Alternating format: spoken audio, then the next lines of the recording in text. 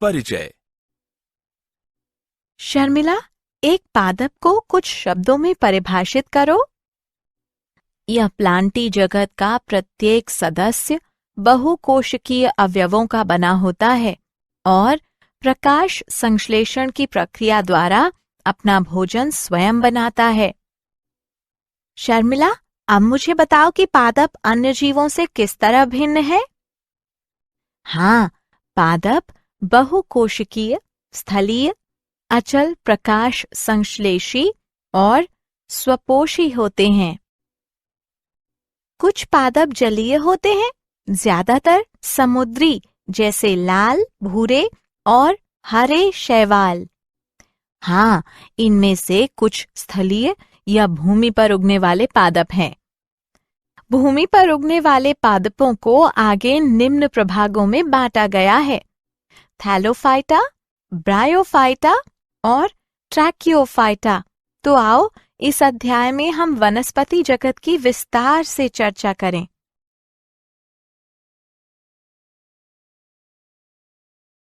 उद्देश्य। इस पाठ के अंत में आप निम्न करने में सक्षम हो जाएंगे: पादपों को परिभाषित करना, विभिन्न प्रकार के पादपों के बारे में जानना, वर्गीकरण की विभिन्न प्रणालियों को समझना, वनस्पति जगत में विभिन्न समूहों के बारे में जानना, शैवाल के मुख्य लक्षणों का अध्ययन करना, ब्रायोफाइट के मुख्य लक्षणों का अध्ययन करना, टेरिडोफाइट के मुख्य लक्षणों का अध्ययन करना।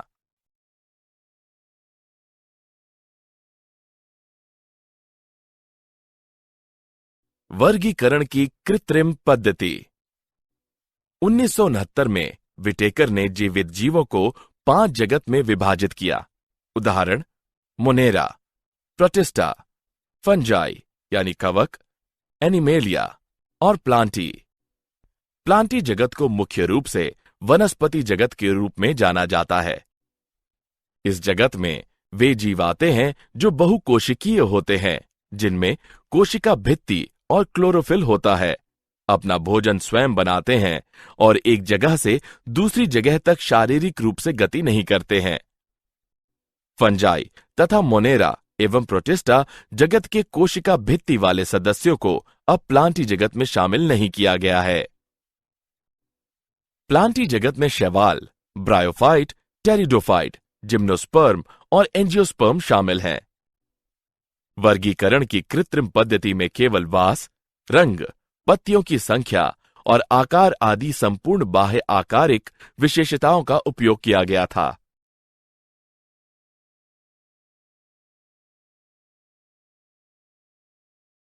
वर्गीकरण की प्राकृतिक पद्धति।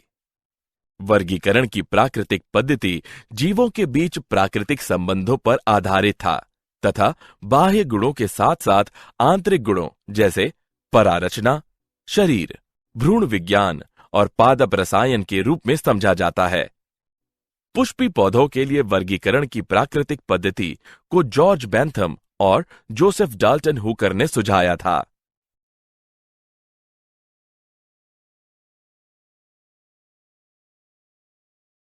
वर्गीकरण की जातिवृत्तीय पद्धति।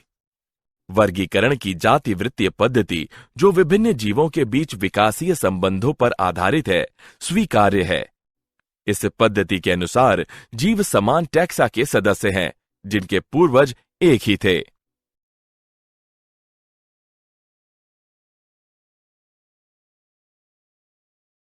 शैवाल। शैवाल क्लोरोफिल युक्त सरल, थैलॉइड, स्वपोषी तथा मुख्यतः अलवर्णीय एवं समुद्री जल के जीव हैं। वे विभिन्न वास स्थलों जैसे नमयुक्त पत्थरों, मिट्टी और लकड़ी में पाए जाते हैं। कुछ शैवाल कवक यानी लाइकन और जंतुओं के संगठन में भी पाए जाते हैं। शैवालों के माप और आकार में बहुत भिन्नता होती है। कुछ समुद्री शैवाल जैसे कि केल्प लगभग 60 से 100 मीटर तक बहुत विशालकाय होते हैं। शैवालों का आकार सूक्ष्मदर्शी एक कोशिक जैसे क्लेमाइडोमोनास से लेकर कॉलोनीय जैसे वॉलवॉक्स तथा तंतुमयी यूलोथ्रिक्स एवं स्पाइनोगायरा तक हो सकता है। शैवाल में जनन कायिक, अलैंगिक और लैंगिक विधियों द्वारा होता है। कायिक जनन विखंडन विधि द्वारा होता है। प्रत्येक खंड से थैलस बन जाता है। अलैंगिक जनन विभिन्न प्रकार के बीजाणुओं द्वारा होता है। सामान्यतः ये बीजाणु जूस्पोर होते हैं।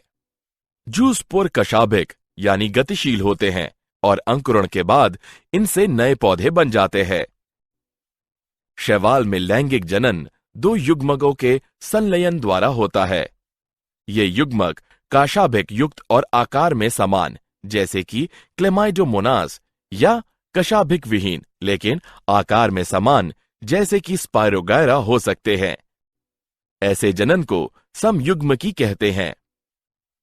आकार में भिन्न दो युग्मकों का संलयन असमयुग्मकी कहलाता है, जैसे कि क्लेमाइडोमोनास कुछ प्रजातियों में। एक बड़े अचल यानी स्थैनिक मादा युग्मक और एक छोटे चलयमान नर युग्मक के बीच संलयन विषम युग्मकी लैंगिक जनन कहलाता है। उदाहरण वॉलवॉक्स, फ्यूकस। शैवाल मनुष्यों के लिए कई तरह से बहुत उपयोगी हैं। पृथ्वी पर कुल कार्बन डाइऑक्साइड स्थिरीकरण का लगभग आधा भाग शैवाल प्रकाश संश्लेषण के माध्यम से करते हैं। प्रकाश संश्लेषी जीव होने के कारण शैवाल अपने आसपास के पर्यावरण में घुलित ऑक्सीजन का स्तर बढ़ा देते हैं। शैवाल ऊर्जा युक्त यौगिकों के प्राथमिक उत्पादक होने के कारण बहुत महत्वपूर्ण है, क्योंकि ये सभी जलीय जंतुओं के खाद्य चक्रों का आधार हैं। पोरफायरा, लेमिनेरिया तथा सरगासम की बहुत सी प्रजातियां, जो समुद्र की 70 प्रजातियों में से हैं, भोजन के रूप में उपयोग की जाती हैं। कुछ समुद्री भूरे तथा लाल शैवाल बहुत अधिक मात्रा में हाइड्रोकोलाइड जल धारण करने वाले पदार्थ उत्पन्न करते हैं, जैसे एल्गिन भूरे शैवाल और केरागिन लाल शैवाल का व्यावसायिक उपयोग होता है। जिलेडियम तथा ग्रेसिलेरिया से एगार प्राप्त होता है, जिसका उपयोग सूक्ष्म जीवों के संवर्धन में तथा आइसक्रीम और जेली बनाने में किया जाता है। क्लोरेला और स्प्रूलाइना एक कोशिक शैवाल है। इनमें प्रोटीन प्रचुर मात्रा में होती है और यहां तक कि इसका उपयोग अंतरिक्ष यात्री भी भोजन के रूप में करते हैं।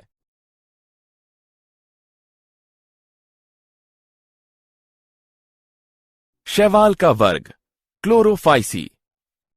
शैवाल को 3 मुख्य वर्गों में विभाजित किया गया है: क्लोरोफाइसी, फियोफाइसी और रोडोफाइसी। क्लोरोफाइसी के सदस्यों को प्रायः हरा शैवाल कहते हैं। इनका पादप शरीर एक कोशिकीय कॉलोनी में अथवा तंतुमयी हो सकता है। वर्णक क्लोरोफिल पर्णहरिम ए तथा बी के प्रभावी होने के कारण इनका रंग हरी घास की तरह होता है। ये वर्णक सुस्पष्ट क्लोरोप्लास्ट में सीमित होते हैं। विभिन्न प्रजातियों में क्लोरोप्लास्ट डिस्क प्लेट की तरह जालिकाकार, कप के आकार, सप्रिल या रिबन के आकार के हो सकते हैं। क्लोरोफाइसी के अधिकतर सदस्यों के क्लोरोप्लास्ट में पायरीनाइड नामक एक या एक से अधिक संग्रह निकाय पाए जाते हैं। पायरीनाइड में स्टार्च के अलावा प्रोटीन भी होती है। कुछ शैवाल तेल बुंदक के रूप में भोजन संचित कर सकते हैं। हरे शैवाल में प्रायः एक कठोर कोशिका भित्ति होती है, जिसकी भीतरी सतह सेल्यूलोज और बाहरी सतह पेक्टोज की बनी होती है। कुछ सामान्य रूप से पाए जाने वाले हरे शैवाल हैं क्लेमाइडोमोनास, वॉलवॉक्स, यूलोथ्रिक्स, स्पायरोगायरा और कारा।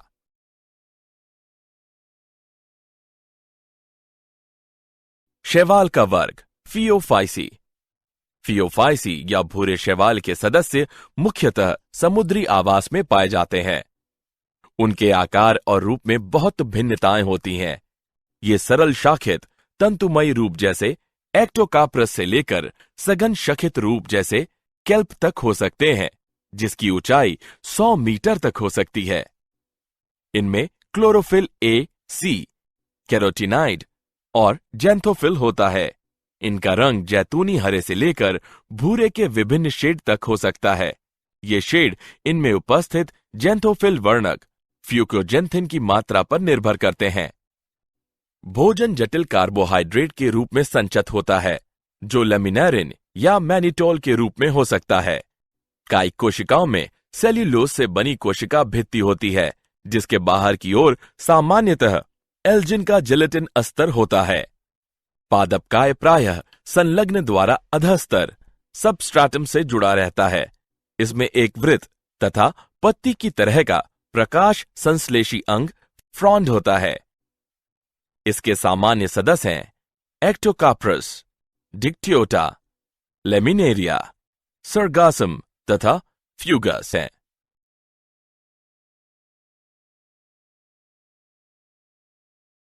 शैवाल का वर्ग रोडोफाइसी। रोडोफाइटा को सामान्य रूप से लाल शैवाल कहते हैं, क्योंकि इनमें शरीर के लाल वर्णक R-फाइकोएरिथ्रिन की अधिकता होती है। अधिकांश लाल शैवाल समुद्र में पाए जाते हैं और इनकी बहुलता समुद्र के गर्म क्षेत्रों में अधिक होती है। इनमें से कुछ की शारीरिक संरचना बहुत जटिल होती है। ये पानी की सतह पर जहां अधिक प्रकाश होता है वहां भी पाए जाते हैं, और समुद्र की गहराइयों में भी जहां अपेक्षाकृत प्रकाश कम होता है। अधिकांश लाल शैवाल का लाल थैलस बहुकोशिकीय होता है। भोजन फ्लोरिडियन स्टार्च के रूप में संचित होता है, जिसकी संरचना एमाइलोपेक्टिन तथा ग्लाइकोजन की तरह होती है। इसके सामान्य सदस्य पोलिसाइफोनिया, पोरफायरा, ग्रेसिलेरिया तथा जिलेडियम है।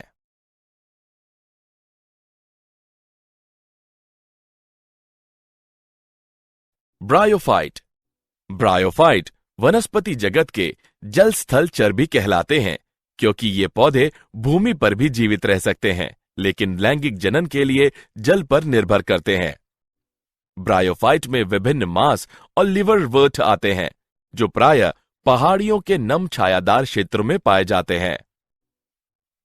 ब्रायोफाइट प्रायः नम, सीलन यानी आर्द्र तथा छायादार स्थानों में पाए जाते हैं।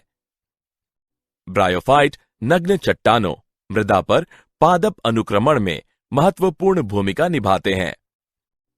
ब्रायोफाइट का पादपकाय थैलस की तरह और शयान अथवा सीधा होता है तथा एक कोशिक अथवा बहुकोशिक मूलाभ द्वारा सबस्ट्राटम से जुड़ा रहता है। ब्रायोफाइट में वास्तविक मूल, तना अथवा पत्तियां नहीं होती हैं। इनमें मूलसम, पत्तिसम तथा तनासम संरचनाएं होती हैं। ब्रायोफाइट की मुख्य पादपकाएं अगुणित होती हैं। ये युग्मक उत्पन्न करते हैं, इसलिए युग्मोदिभत कहलाते हैं। ब्रायोफाइट में लैंगिक अंग बहुकोशिकीय होते हैं। नर लैंगिक अंग पुंधानी कहलाते हैं। ये द्विकशाभिक पुमंग उत्पन्न करते हैं। मादा लैंगिक अंग को स्त्रीधीनी कहते हैं। यह फ्लास्क के आकार का होता है, जिसमें एक अंड होता है। पुमंग को पानी में छोड़ दिया जाता है, जहां ये स्त्रीधानी के संपर्क में आते हैं। एक पुमंग अंडे से संगलित होकर युग्मनज बनाता है। युग्मनज में तुरंत न्यूनीकरण विभाजन नहीं होता है। स्पोरोफाइट मुक्तजीवी नहीं है, बल्कि यह प्रकाश संश्लेषी युग्मोदिभत से जुड़ा रहता है और इससे अपना पोषण प्राप्त करता रहता है।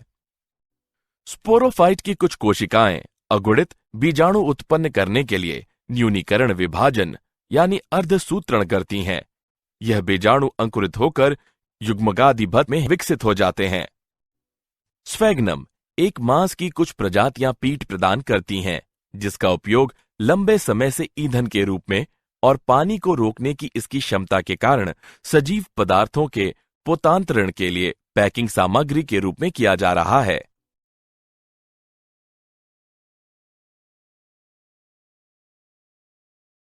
लीवरवर्ट। ब्रायोफाइट लीवरवर्ट और मांस में विभाजित हैं।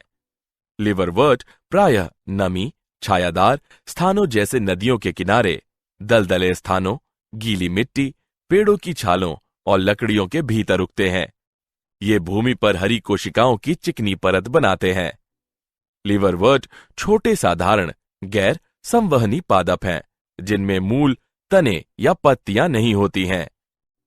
एक लीवरवर्ट का पादपकाय थैलासाब होता है, जैसे मार्केंशिया। थैलस पृष्ठाधर और अधःस्थर से बिल्कुल चिपके रहते हैं। पत्तीदार सदस्यों में पत्ती की तरह छोटे उपांग तने जैसी संरचनाओं पर 2 पंक्तियों में होते हैं।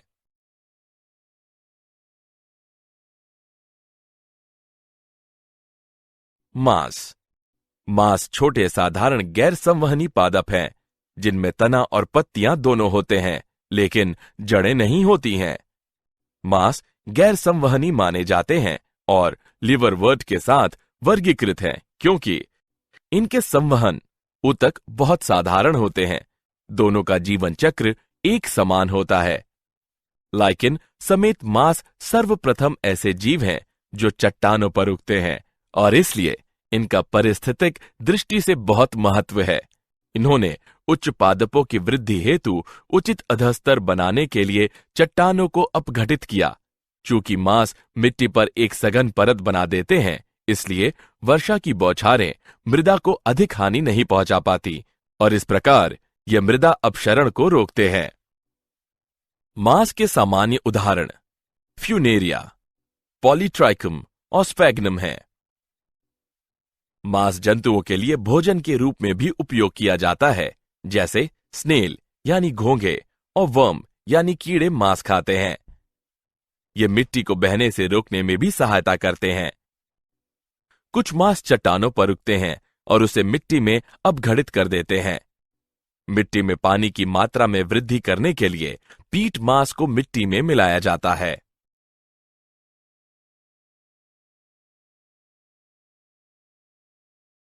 टेरिडोफाइट में हॉर्सटेल और फर्न आते हैं।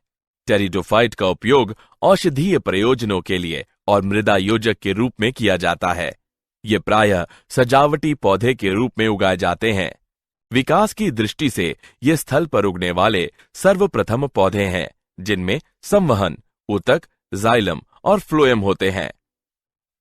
टेरिडोफाइट प्रायः ठंडे, नम, छायादार स्थानों पर पाए जाते हैं, यद्यपि कुछ रेतीली मिट्टी में भी ये अच्छी तरह से उगते हैं।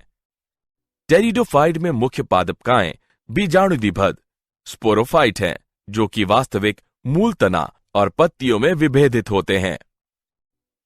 स्पोरोफाइट में सुस्पष्ट संवहन ऊतक होते हैं। टेरिडोफाइट में पत्तियां छोटी यानी लघुपर्ण, उदाहरणतः सिलेजिनेला, अथवा बड़ी बृहत पर्ण होती हैं, जैसे फर्न। स्पोरोफाइट में बीजाणुधानी होते हैं, जो बीजाणुपर्ण कहलाने वाली पत्ती जैसे उपांगों पर लगी रहती हैं। कुछ स्थितियों में बीजाणुपर्ण स्ट्रॉबेरी या शंकु सिलेजिनेला इक्विसीटम कहलाने वाली सुस्पष्ट सघन संरचना बना सकते हैं। बीजाणु गैर संवहनी पादपों की जनन कोशिकाएं हैं। फर्न के पौधे की पत्तियों के पृष्ठभाग पर छोटे काले बिंदुओं की पंक्ति होती है। यह छोटे बिंदु हानिकारक नहीं होते हैं। इनमें बीजाणु कहलाने वाली असंख्य छोटी जनन कोशिकाएं होती हैं। बीजाणुधानी में बीजाणु मात्र कोशिकाओं में अर्धसूत्री विभाजन होने के कारण बीजाणु उत्पन्न होते हैं। बीजाणु अंकुरित होने पर एक अस्पष्ट, छोटे लेकिन बहुकोशिकीय, मुक्तजीवी, अधिकांशतः प्रकाश संश्लेषी थैलाम युग्मकोदिभद बनाते हैं, जिसे प्रोथैलस कहते हैं। वृद्धि करने के लिए इन युग्मकोदिभद को ठंडे, नम, छायादार स्थानों की जरूरत होती है। युग्मकोदिभद के नर तथा मादा लैंगिक अंग होते हैं, जिन्हें क्रमशः पुंधानी तथा स्त्रीधानी कहते हैं। पुंधानी से पुमणु नर युग्मकों के निकलने के बाद उन्हें स्त्रीधानी के मुंह तक पहुंचाने के लिए पानी की आवश्यकता होती है। स्त्रीधानी में स्थित अंड के साथ नर युग्मक संलयन करके युग्मनज बनाता है। उसके बाद युग्मनज एक बहुकोशिकीय सुस्पष्ट स्पोरोफाइट बन जाता है, जो टेरिडोफाइट की प्रभावी अवस्था है। अधिकांश टेरिडोफाइट में जहां बीजाणु एक ही प्रकार के होते हैं, उन पौधों को समबीजाणु कहते हैं। सिलेजिनेला और साल्विनिया जैसे वंश जिसमें 2 प्रकार के बृहद तथा लघु बीजाणु उत्पन्न होते हैं, जो विषम बीजाणु कहलाते हैं। टेरिडोफाइट को आगे 4 वर्गों में वर्गीकृत किया गया है। Psilopsida, Psilotum, Lycopsida, Selaginella Lycopodium, Sphenopsida, Equisetum, Pteropsida, Dryopteris, Pteris, एडिएंटम।